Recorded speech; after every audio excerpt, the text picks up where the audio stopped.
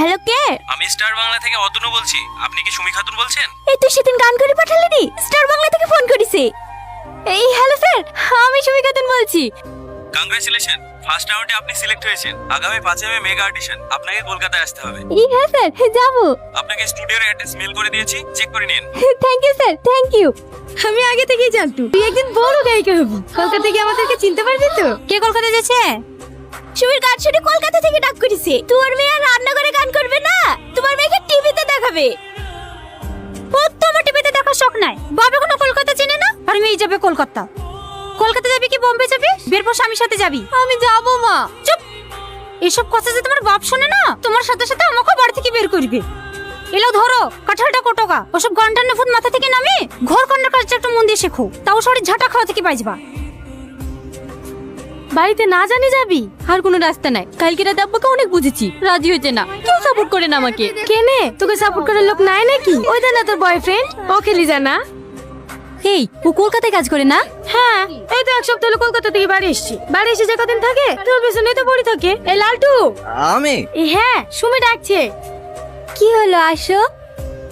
অনেকদিন ধরে চেষ্টা করছি, ভালোবাসা প্রকাশ করার কোনো মাধ্যমে আমি খুঁজে পাচ্ছিলাম না।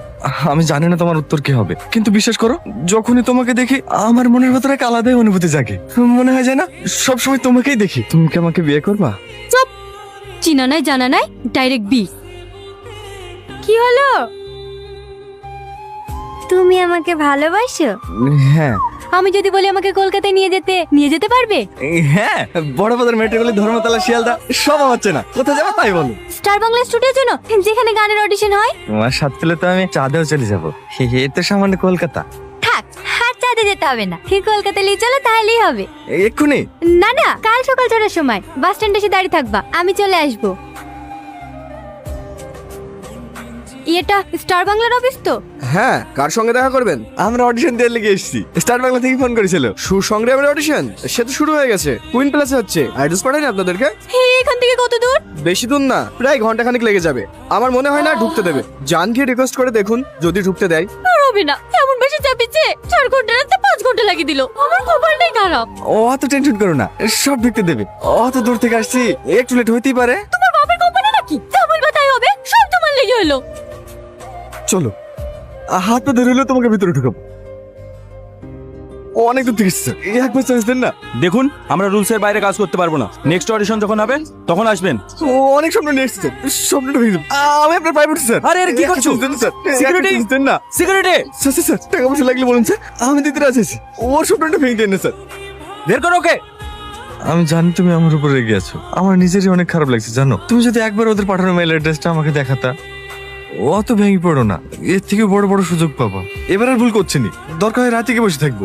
একটু খাও না, তোমার লিগে আমারও খুব কষ্ট হয়েছে। চহাট, আমি অত তর্ক বিতর্কের মধ্যে যাচ্ছি না। সুমি বলেছে লালটুকে কলকাতা নিয়ে যেতে, আর ও বাড়ির কাউকে না বলে লিখেছে, মানেই লালটু অন্যায় করেছে। গ্রামের সব জানাজানি হয়ে গেছে, তোমার ছেলে সুমি খালি পালিয়ে গেছে। এই মেয়েটার আর বিয়ে দিতে পারবে নাকি?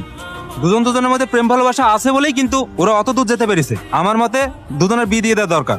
লালটু, আজ রাতে বিয়ে পড়াবো, তুই এই বিয়েতে রাজি তো? আমি রাজি। এই লালটু, তুই ছাদে বিছানা পাচ্ছিস কেন?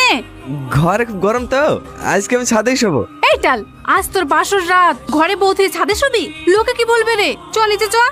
আসলে ভাবি, সুমি আমার উপর খুব রেগে আছে, গেলি ঝামেলা করবে।